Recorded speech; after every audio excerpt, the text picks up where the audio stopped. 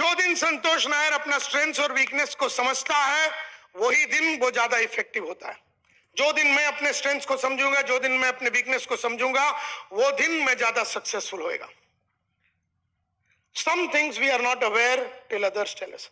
लेकिन मेरा स्ट्रेंथ और मेरा वीकनेस कुछ कुछ मेरे को मालूम है। ज्यादातर मेरा स्ट्रेंथ और वीकनेस मुझे नहीं मालूम। और जो मेरे साथ काम करते हैं, मेरे साथ जो मेरी बीवी है, बच्चे हैं, कलीग है, पार्टनर है, दोस्त है, इनको ज्यादा मालूम रहता है। तो हमारे बारे में हमें कुछ कुछ मालूम रहता है और हमारे बारे में बहुत कुछ औरों को मालूम रहता है। मतलब मेरे स्ट्रेंथ्स के बारे में मेरे को थोड़ा थोड़ा मालूम है, थोड़े वीकनेस मेरे को मालूम है, लेकिन मेरा ज्यादातर स्ट्रेंथ्स और वीकनेसेस, मेरी हरकतें औरों को मालूम होती। ब्यूटीफुल बात क्या है? We need help of others to become aware of ourself. हमें दूसरों की मदद चाहिए अपने बारे में सुधार लाने के लिए। अच्छा, मजे की बात यह, others will tell us about ourselves only if we ask elicit data information through feedback. और लोग तुम्हें तब तक नहीं बताएंगे जब तक तुम उनसे फीडबैक नहीं लोगे। स्टार्टिंग में 10 बजे सुबह मैंने बताया कि मेरी यहां पर बोल के एग्जीक्यूटिव असिस्टेंट है। मजाक में मैं परसों के दिन उसको बोल रहा था, कभी तो पूछ लिया कर नायर साहब, मुझ में कहां सुधार आनी चाहिए। मैं तेरे को 26 एरिया बता देता हूं, अभी जो तुझे नहीं मालूम, क्योंकि तेरे को तेरे स्ट्रेंथ्स के बारे में कुछ मालूम है, तेरे वीकनेस के बारे में, लेकिन तेरे बहुत सारे वीकनेसेस है जिसने को तूने नजरअंदाज किया, उसके बारे में मेरे को मालूम है। जो मैं रोज तेरे साथ 1 साल से काम कर रहा हूं तो मेरे को दिखता है वो कमियां। तू पूछ तो सही कभी कि मैं सुधरू कहां पर।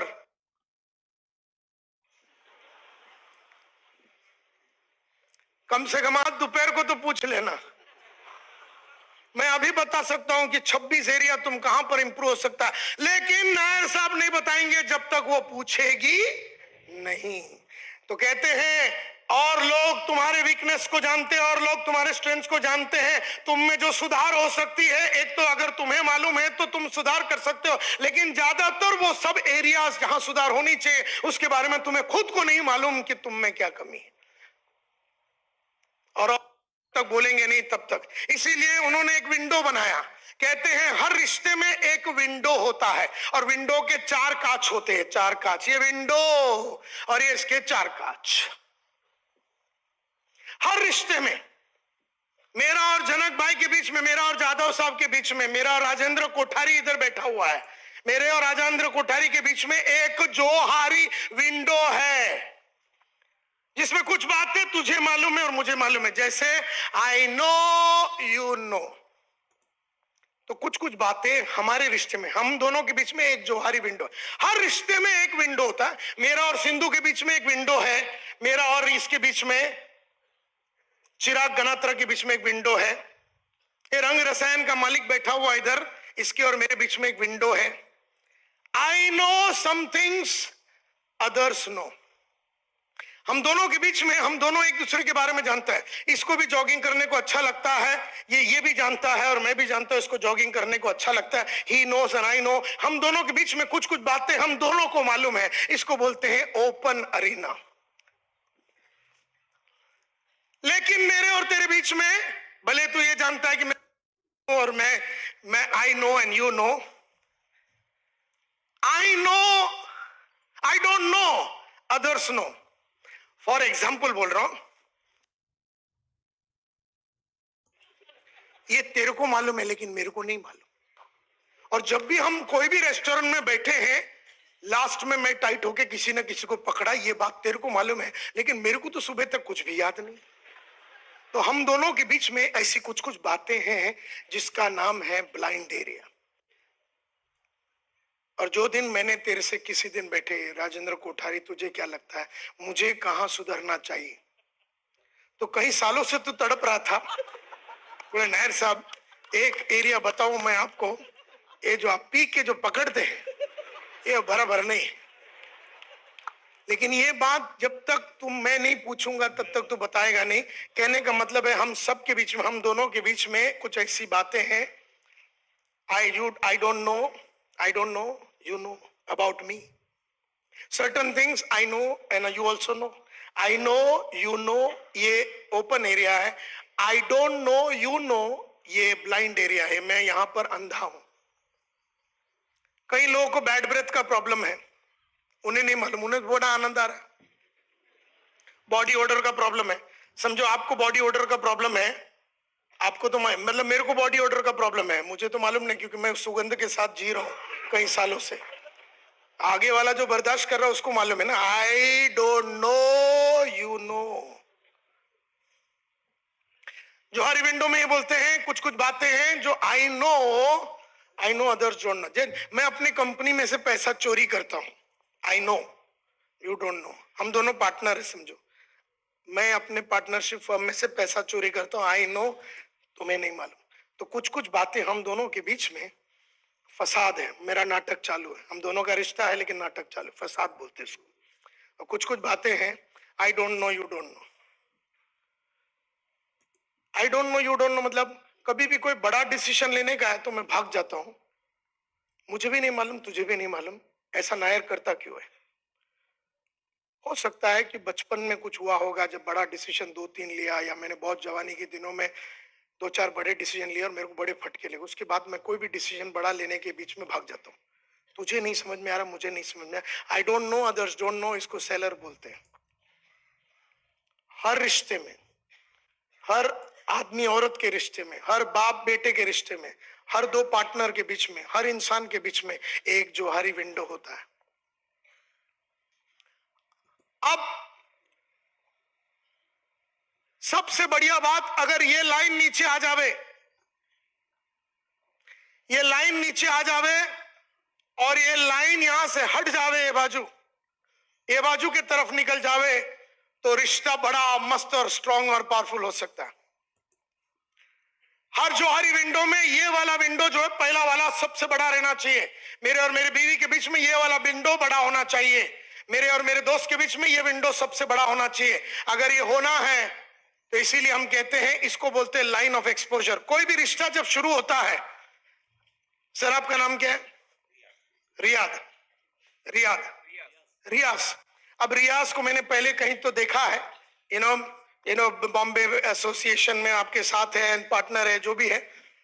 अब इतना ज्यादा हमारा रिश्ता नहीं है, तो पहला मुझे क्या करना पड़ेगा, आज दोपहर को जब हमारा रिश्ता शुरू होगा तो मैं कहूंगा कि रियाज, मैं संतोष नायर हूं, मैं एक ट्रेनर हूं, मैं जिंदगी में ये करता हूं, मुझे ये पसंद है। मैं अपने आप को एक्सपोज करूंगा, मेरे को ये अच्छा लगता है, मेरा ये गोल है, मेरा ये एस्पिरेशन है, मेरा ये एम्बिशन है, मैं ये करना चाहता हूं। मैं अपने आप को एक्सपोज करूंगा ना, तो ये जो लाइन है ना, नीचे आएगा। और अगर मैंने आज आपसे, फिर आपको कैसा लगा मेरा प्रोग्राम, इसको बोलते हैं लाइन ऑफ फीडबैक। आपको मेरा प्रोग्राम क्या लगा? इस प्रोग्राम में और 4 चांद लगाने के लिए मुझे क्या करना पड़ता है? रियाज बोल सकते हो, और हम बैठ के जब बात करेंगे तो आप बोलेंगे बीच में आपको ये बोलना चाहिए था, इतना लंबा 27 मिनट का फिल्म साथ में नहीं दिखाना चाहिए था, आपको टुकड़े में दिखाना चाहिए था। ऐसे तो बहुत कुछ आपके पास भी मसाला इस प्रोग्राम को बढ़िया बनाने के लिए। जब तक मैं फीडबैक नहीं लूंगा तब तक ये नहीं होगा। अगर मैंने फीडबैक लिया तो ये लाइन बाजू जाएगा।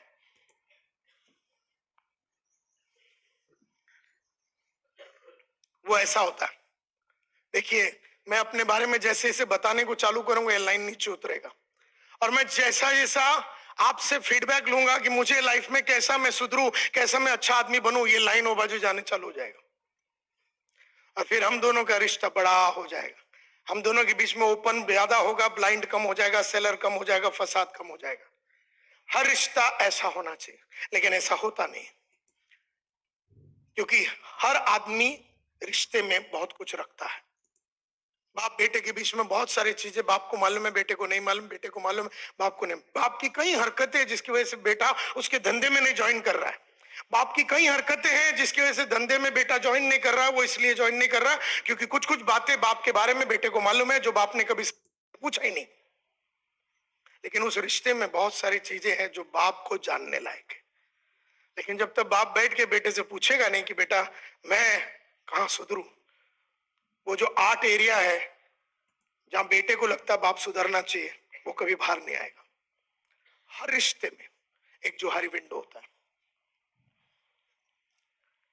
और ये लाइन कभी ऊपर भी चला जाता है, बाद में ये लाइन कभी छोटा भी हो जाता है। कईयों का तो इतना छोटा होता है कि उसमें कोई रिश्ता ही नहीं है। मतलब साथ में रहते हैं, हस्बैंड वाइफ दोनों अलग अलग रूम में सोते, अलग अलग बेड में सोते, बात ही नहीं करते, उनमें कोई रिश्ता ही नहीं। उनका जोहारी विंडो का पहला वाला विंडो सबसे छोटा।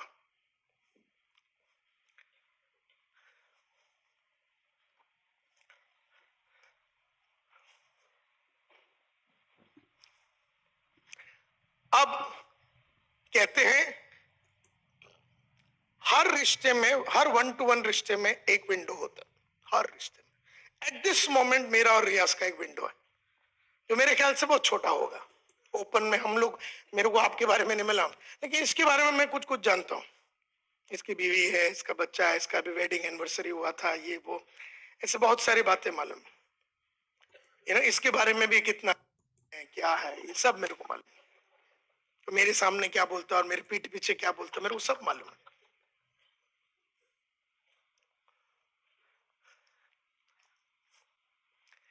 The window का size will keep changing with time।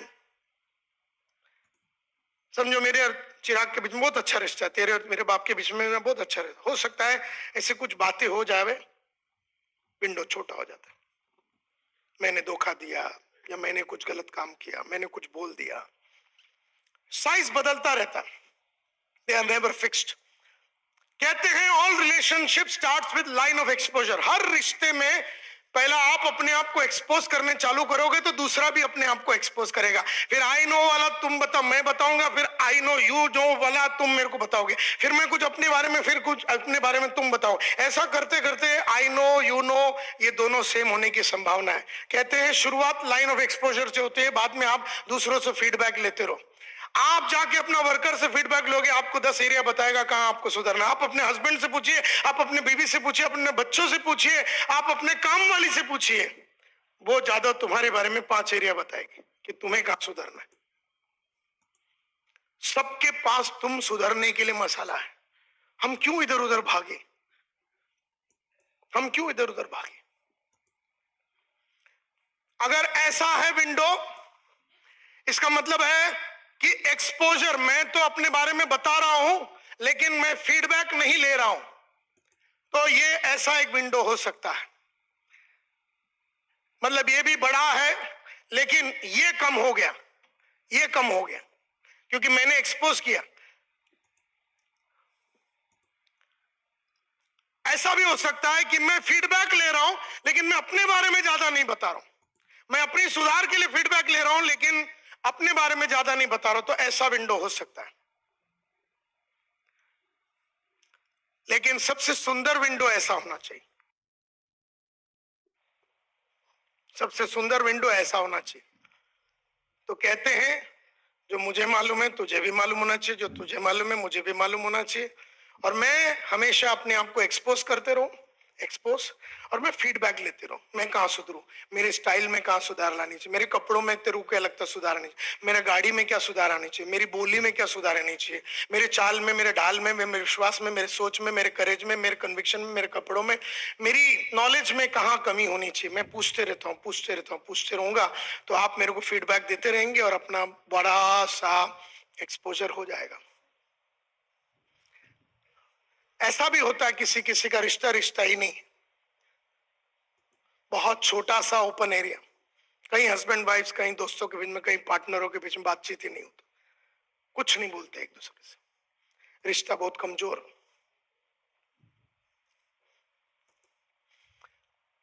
Feedback लेते रहो, फीडबैक लेते रहो लाइफ में लोगों से कि तुझे क्या लगता है मेरे को कहां सुधार होनी चाहिए, मेरे नॉलेज में, मेरे एटीट्यूड में कहां सुधार होनी चाहिए, मेरी स्किल्स में कहां सुधार होनी चाहिए, मेरी आदतों में क्या सुधार होनी चाहिए, मेरी स्ट्रेटेजीज में क्या सुधार होनी चाहिए। जितना आप मांगोगे फीडबैक लोग देंगे। तो feedback can be encouraged, how? By asking for it. पूछा करो। कब तुमने अपने डाउनलाइन से लास्ट पूछा कि 10 एरिया बता जहां मैं सुधरना चाहिए? कब तुमने अपना डेवलपमेंट ऑफिसर से एज एन एजेंट पूछा कि डेवलपमेंट ऑफिसर, हे डेवलपमेंट ऑफिसर मुझे बता 10 एरिया मेरे को कहां सुधारना चाहिए? कब तुमने अपनी बीवी को पूछा, कब तुमने अपनी बेटी को पूछा कि तुझे क्या लगता है बेटी मेरे को कहां सुधारना चाहिए? वो बताएगी तुमको 10 एरिया, लेकिन पूछो तो सही।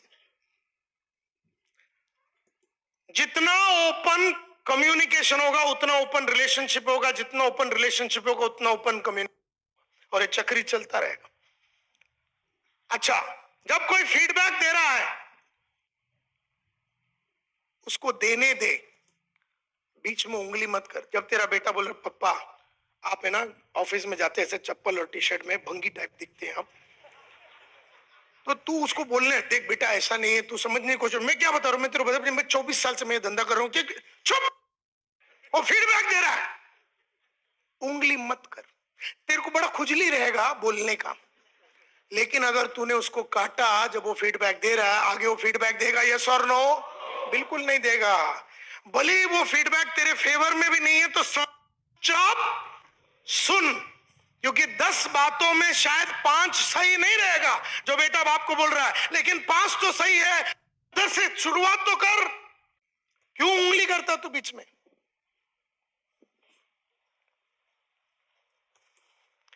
By giving feedback when invited. अगर किसी ने आपसे पूछा ना तो फीडबैक दे दिया करो। By building a climate in which feedback people feel free. Organisation के अंदर ऐसा एक क्लाइमेट बनाइए जहां फीडबैक देना एनकरेज्ड है। सबको मालूम है, आपकी रिसेप्शनिस्ट बता सकती है कंपनी कहां सुधरनी चाहिए, आपका सेल्स का बंदा बता सकता है कि कंपनी कहां सुधरनी चाहिए, आपका सर्विस का बंदा बता सकता है आप कहां सुधरना चाहिए। आप दुनिया भर के अपना दिमाग क्यों लगा रहे हैं जबकि इनके पास इंफॉर्मेशन है जहां पर आपकी कंपनी सुधरनी चाहिए और आप सुधरनी चाहिए। By developing your own skill to give feedback. Feedback देना एक बड़ी कलाकारी। तो कैसा फीडबैक देने का? जय पप्पा अभी आप पूछते तो मैं फीडबैक देता हूं, लेकिन नहीं रहने दो, आज नहीं देता, आपका मूड बराबर नहीं है। नहीं नहीं बेटा बोलना, मेरे को मूड मेरा अच्छा है। नहीं आप बुरा मान जाएंगे। नहीं ऐसा है 7-8, लेकिन बाद में कभी बताता हूं, बाद में बताता हूं, डायरेक्ट नहीं बोलने का। नहीं नहीं नहीं, आपको बोलेंगे तो फिर आप रात भर अभी नर्वस हो जाएंगे, अपसेट हो जाएंगे, एंग्री हो जाएंगे, फिर माँ पे गाली देंगे। नहीं नहीं, मैं तेरी कसम लेके बोलता ऐसा कुछ नहीं करे, पक्का मेरी कसम। ऐसा बोलने के बाद ही मैटर उतरने का, सीधा चढ़ने का नहीं बाप पे। मतलब क्या, सीधा क्लाइमैक्स नहीं करने का। तो फीडबैक देने का एक कलाकारी होता है, फीडबैक देने का एक कलाकारी होता है। कलाकारी आपको देना है बाय एक्सप्रेसिंग योरसेल्फ। अब जब किसी ने फीडबैक दिया ना तो बताओ थैंक यू वेरी मच, मुझे बड़ा आनंद हुआ, आपने मेरे को 8 एरिया बताया, 8 पे मेरा काम होगा। भले 4 फालतू एरिया है, ऐसा बोलने का नहीं, 8 पे मैं काम करूं तू खाली। और उसने देखा कि तुमको आज 8 दिया और जो 4 तुमको लगा उस पर काम शुरू हो गया, तो आगे और फीडबैक देगा। और फिर उसको जाके बोलने का भी कि तूने मेरे को जो बताया था ना 8, उसमें से मैंने 4 पे तो काम चालू कर। वैसे तो आप 4 पे तो करने वाले ही नहीं थे, 4 पे मैंने काम चालू कर दिया, ये कर दिया, ये कर दिया, ये कर दिया, और क्या करूं मैं, बोल। तो फीडबैक देता रहेगा। ऐसा आपका कम्युनिकेशन मल्टीप्लायर्स ऐसे होते हैं, बहुत सॉलिड दिमाग वाले होते हैं, अपने आप को सुधारते रहते हैं और ऐसा वातावरण बनाते रहते हैं। एडवांटेज क्या है फीडबैक का? नंबर 1, एक दूसरे के प्रति आपका strength and conviction for each other बढ़ जाता है। नंबर 2, ट्रस्ट और लॉयल्टी बढ़ जाता है। नंबर 3, रिश्ते में कंसिस्टेंसी आता है। नंबर 4, पब्लिक जब अपना दिल का बात अपना बाप बेटे को बोल देता है, औरत अपनी हस्बैंड को बोल देता है, हस्बैंड अपनी औरत को बोल देता है, तो जो टेंशन है रिश्तों में वो खत्म हो जाता है और वातावरण पैदा होता है बढ़िया सा काम करने का। और डिफिकल्ट बातें, अगर अभी जादव साहब का और बीवी का बीच में अच्छा रिश्ता नहीं है समझो फॉर एग्जांपल, तो फिर बेटे को लेके जो एक चर्चा करना है आपको, आप कर नहीं पाएंगे, क्योंकि आपका जुआरी विंडो में वो जो पहला वाला छोटा है। खाली एक ख्याल पेश कर रहा हूं, एग्जाम्पल है, सच भी हो सकता है।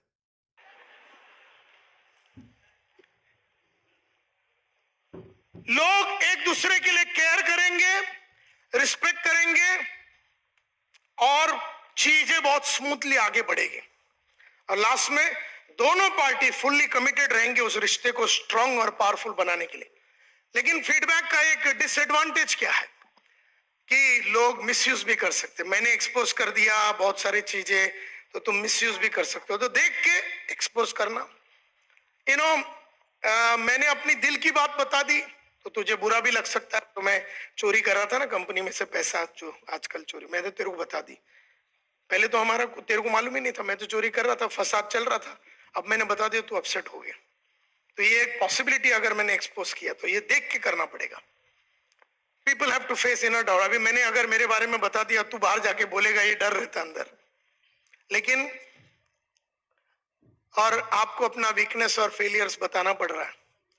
लेकिन मैं आपको एक बताना चाहता हूं और कंक्लूड करना चाहता हूं आज का ये टॉक को, कि जितना हो सके आप एक्सपोज कीजिए बिंदास होके और फीडबैक लीजिए अपने बारे में, अपना दर्द, अपना लाइफ, अपना फ्यूचर, अपना फिलॉसफी, इसके बारे में मैं ओपनली हमेशा बात करता हूँ। मैं जितने भी मेरे साथ काम करते हैं, मैं ओपनली, मैं क्लास में बात करता हूँ मेरे दर्द के बारे में, मेरे चैलेंजेस के बारे में, डिफिकल्टीज कस्टमर के सामने। कुछ कस्टमर बोलते हैं नायर साहब की, ऐसा एडवांटेज लेने वाले कस्टमर भी है। लेकिन ज्यादातर अगर 100 जन को मैंने एक्सपोज किया है तो 10 ने वापरा अगर मेरे खिलाफ, 90 जन तो अभी भी मेरे साथ है। देयरफॉर एक्सपोजर अच्छा है। फीडबैक भी हमने बहुतों से लिया। अभी केरला में था तो बहुत फीडबैक मिला कि आज का ये पावर पॉइंट को इतना लाइट बनाने के पीछे भी केरला का एक महान ट्रेनर ने मेरे को बहुत फीडबैक दिया कि आपका पावर पॉइंट जो हैवी रहता है नायर साहब, आज हमने बहुत उसको लाइट किया, सिर्फ एक एक वर्ड डाला, एक एक सेंटेंस डाला, नहीं तो हमारा पैराग्राफ होता था। तो हमने फीडबैक लिया, इससे हमारे को भी आज खुश। आज पहली बार लाइफ में 82 स्लाइड्स के साथ हम उतरे आज, नहीं तो मेरा कोई भी पावर पॉइंट 200 स्लाइड से कम नहीं होता। और वो 200 की वजह से मेरे ऊपर इतना प्रेशर रहता था परफॉर्म करने के लिए कि ये भी खत्म करना, ये भी करना। आज मेरे ऊपर ऐसा कोई प्रेशर नहीं था, तो खुल के बात कर सका। फीडबैक का नतीजा है। हमसे छोटा ट्रेनर केरला में, लेकिन उस आदमी के पास भी हमको सुधारने के लिए बहुत कुछ है। उनके निगाहों में नायर साहब बहुत बड़े ट्रेनर, केरला में भी आके राज किया, अलग अलग सिटीज में राज किया। हम थोड़े दिन पहले उसके सामने बोले कहां पर सुधरू, उसने बोला पावर पॉइंट ये। हमने जैसे ही आया बंबई में बोला सब बंद करो। एंड देयरफॉर आपको लेना चाहिए फीडबैक, आपको अपने आप में परिवर्तन लाना चाहिए। आज खुद की सर्विस करने का आपको ब्रह्मास्त्र मिल चुका है।